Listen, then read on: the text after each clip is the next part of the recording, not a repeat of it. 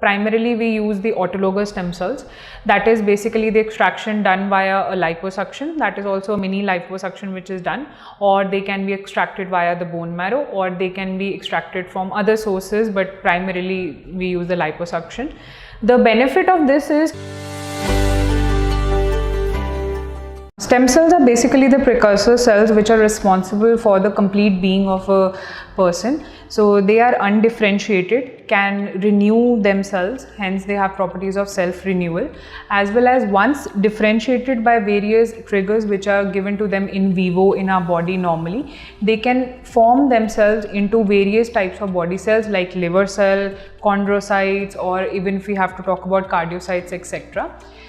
In the beginning, when the stem cells, we are talking about how they are important because they are the first cells to appear in the form of a zygote when the baby is conceived, and through the development of the body of a baby, it goes through various changes. When they are totipotent, they can form the entire body, then they become pluripotent, so on and so forth. With every change, they actually transform themselves to finally reach the point of adult mesenchymal, which we use in case of adults today for treatment purposes via autologous extraction from the fat. So the stem cells which can be used for treatment, the adult mesenchymal, primarily we use the autologous stem cells.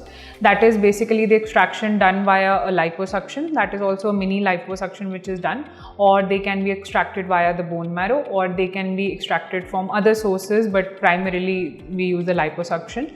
The benefit of this is as you all know, the patients are not that well aware of stem cell banking yet. It's still a catching trend, so not everyone has got their stem cells banked.